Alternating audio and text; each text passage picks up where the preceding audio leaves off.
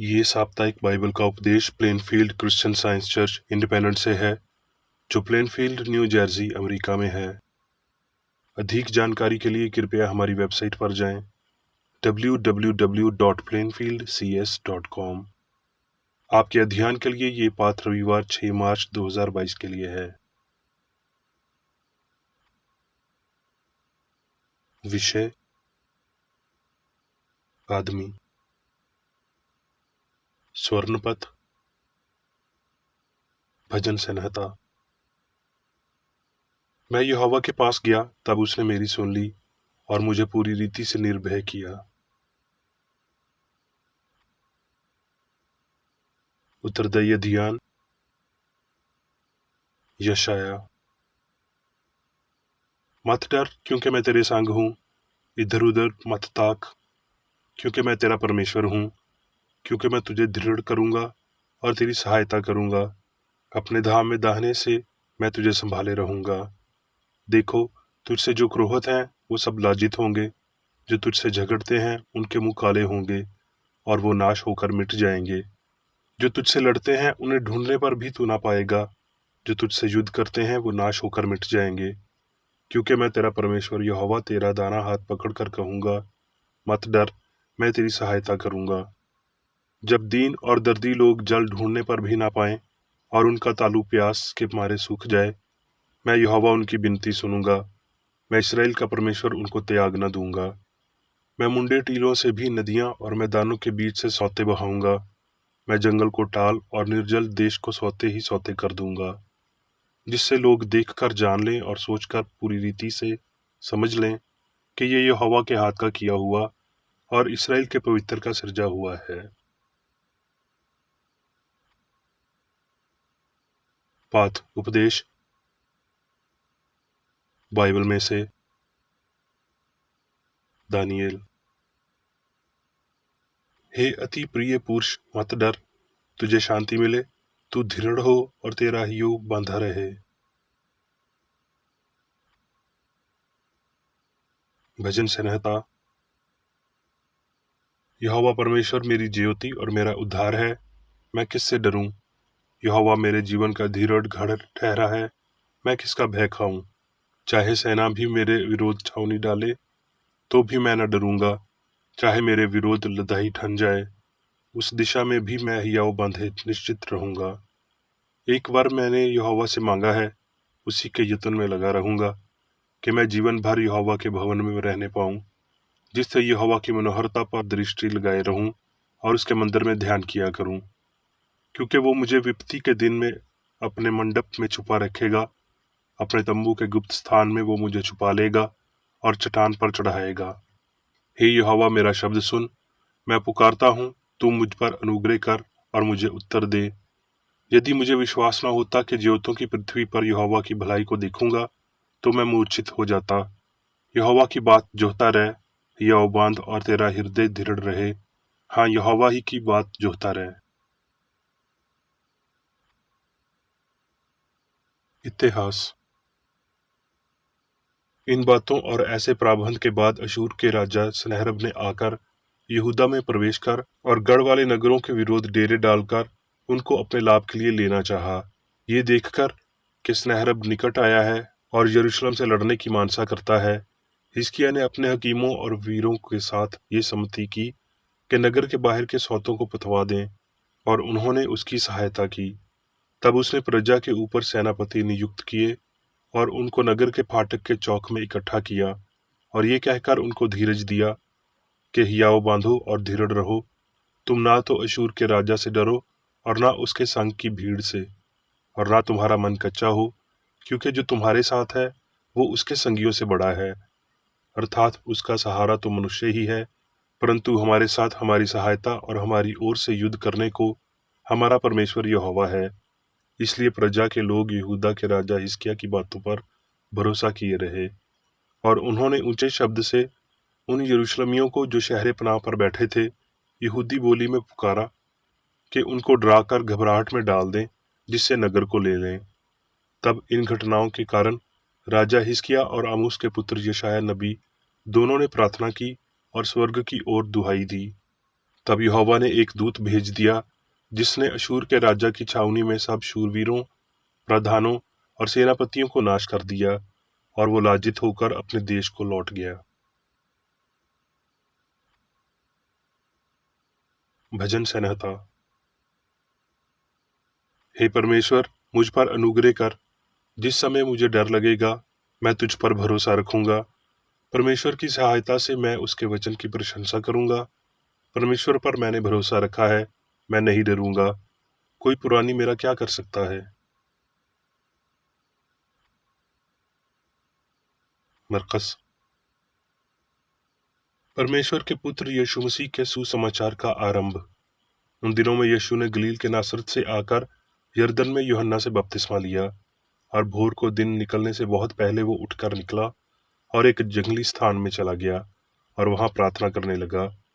और एक कोढ़ी ने उसके पास आकर उससे विनती की और उसके सामने घुटने टेक कर उससे कहा, यदि तू चाहे तो मुझे शुद्ध कर सकता है। उसने उस पर तरस खाकर हाथ बढ़ाया और उसे छूकर कहा, मैं चाहता हूं तू शुद्ध हो जा। और तुरंत उसका कोढ़ जाता रहा और वो शुद्ध हो गया। मरकस।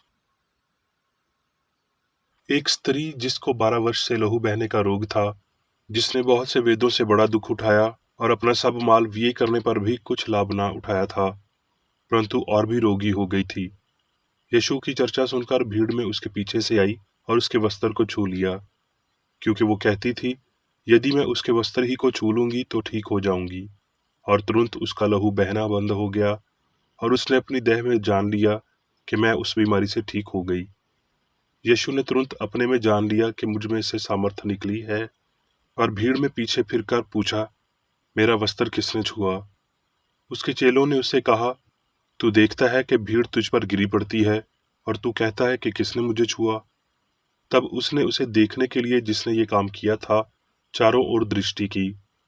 तब वो स्त्री ये जानकर कि मेरी कैसी भलाई हुई है, डरती और कांपती हुई आई और उसके पांव पर गिरकर उससे सब हाल सच सच कह दिया। उसने उससे कहा, पुत्री, तेरे विश्वास ने तुझे ठीक किया है, कुशल से जा और अपनी इस बीमारी से बची रह। लूका। हे छोटे झुंड, मत डर, क्योंकि तुम्हारे पिता को ये भाया है कि तुम्हें राज्य दे। फिलिपियों।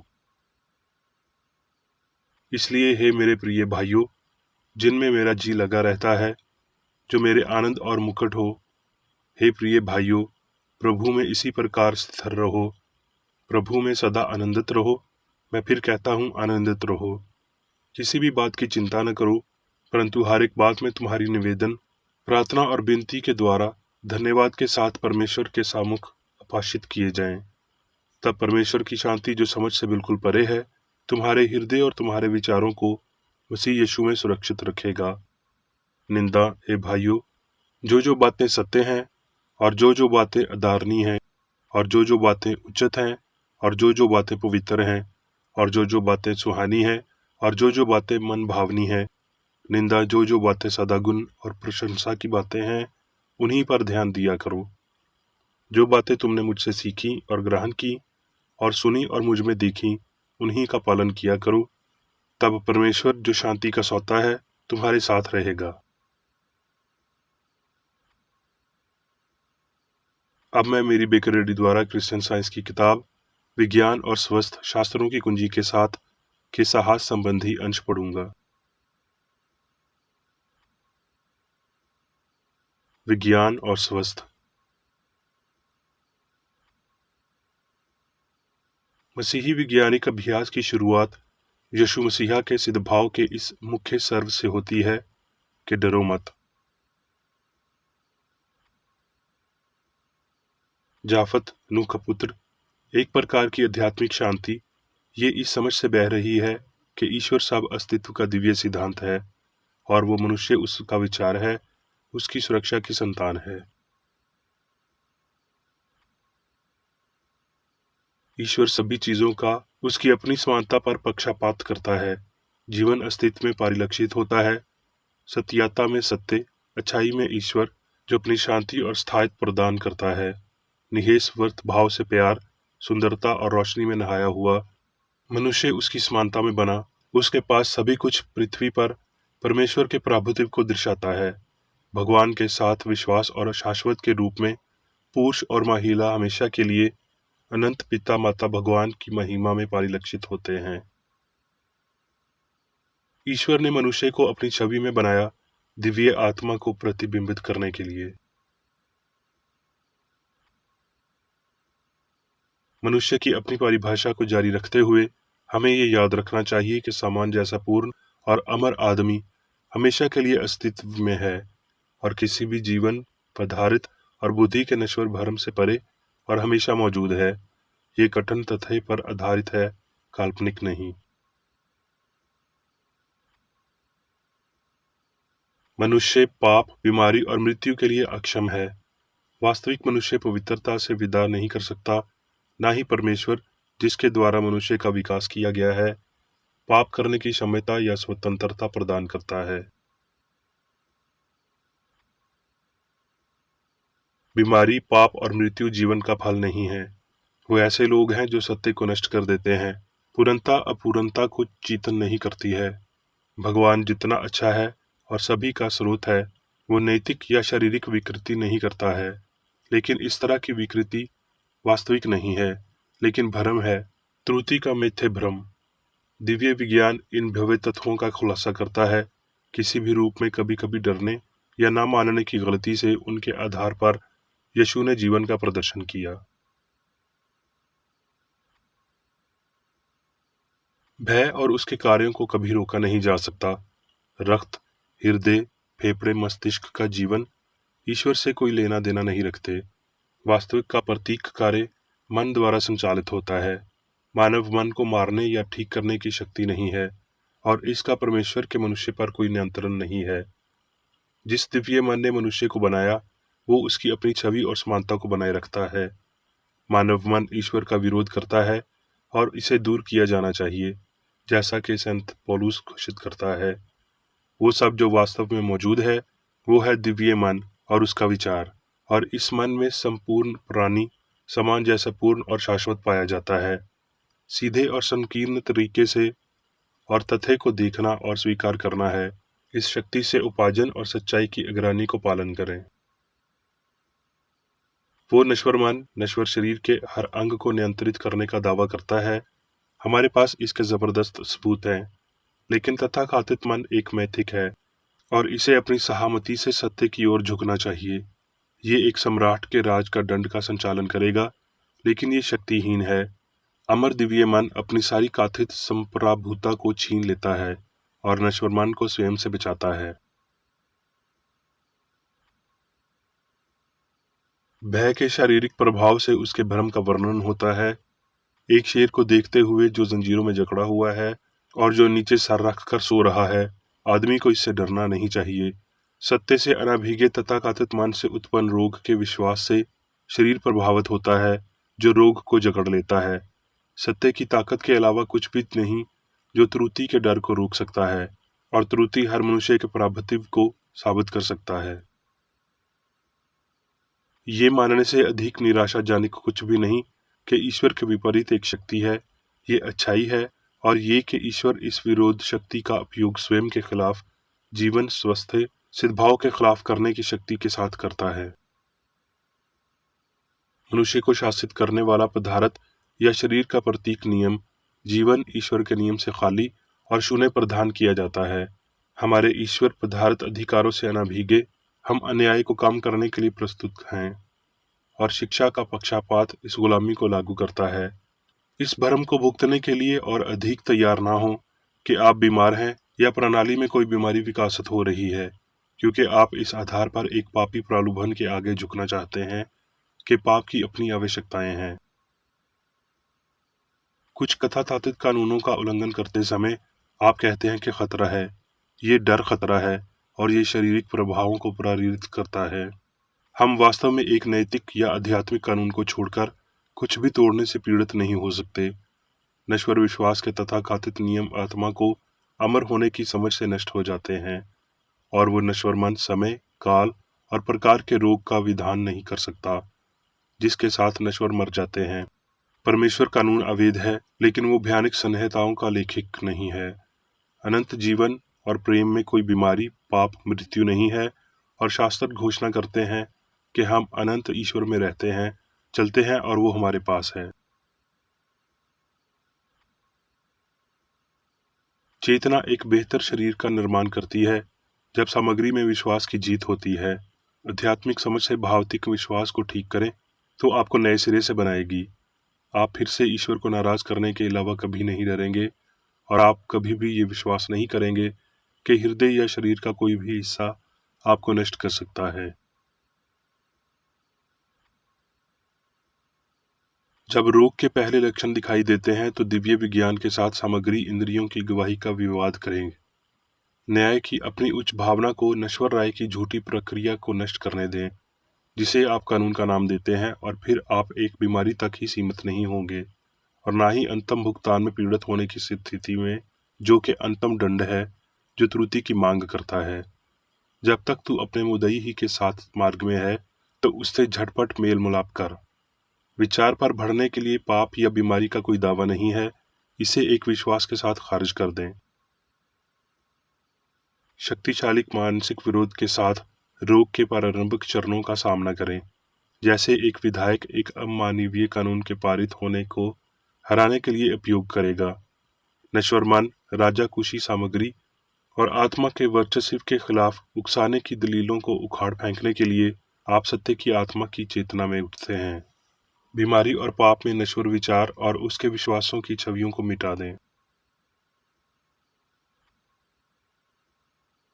ना तो डर और ना ही संदेह से अपनी स्पष्ट भावनाओं और शांत विश्वास का पालन करें कि जीवन के सामंजस्य पूर्ण जीवन की मान्यता, जैसा कि जीवन है, किसी भी दर्दनाक भावना या विश्वास को नष्ट कर सकता है जो जीवन है ही नहीं।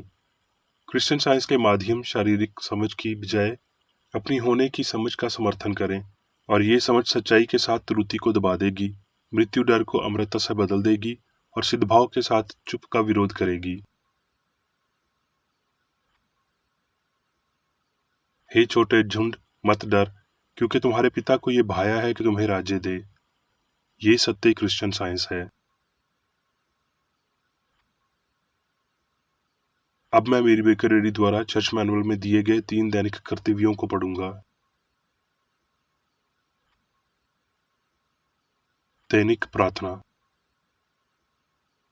प्रत्येक दिन प्रार्थना करने के लिए इस चर्च के प्रत्येक सदस्य का कर्तव्य होगा, तुम्हारा राज्य आए, ईश्वरीय सत्य, जीवन और प्रेम के शासन को मुझ में स्थापित कर और मुझ पर शासन कर, और तेरा वचन सभी मनुष्यों के स्नेह को समृद्ध कर सकता है और उन पर शासन कर। आदेशों और कर्तव्यों के लिए एक नियम। ना तो दुश्मनी और ना व्यक्तिगत लगाव मदर चर्च के सदस्यों के आदेशों और कर्तव्यों पर लागू करना चाहिए। विज्ञान में दिव्य प्रेम ही मनुष्य को नियंत्रित करता है, और एक क्रिश्चियन विज्ञानी प्यार की मीठी सुविधाओं को दर्शाता है। प्यार में डांटने पर, सच्चा भाईचारा, परोपकार और क्षमा में। इस चर्च के सदस्यों को प्रतिदिन ध्यान रखना चाहिए और सभी बुराई दूर करने, भविष्यवाणी, न्याय करने, निंदा करने, परामर्श देने, प्रभावित करने या गलत तरीके से प्रभावित होने से बचने के लिए प्रार्थना करनी चाहिए। कर्तव्य के प्रति सतर्कता। इस चर्च के प्रत्येक सदस्य का यह कर्तव्य होगा कि वो प्रतिदिन आक्रामक मानसिक सुझावों से बचाव करे और भूलकर भी ईश्वर, नेता और मानव जाति के प्रति अपने कर्तव्य की उपेक्षा नहीं करनी चाहिए। उनके कामों से उन्हें आंका जाएगा और वो उचित या निंदनीय होगा।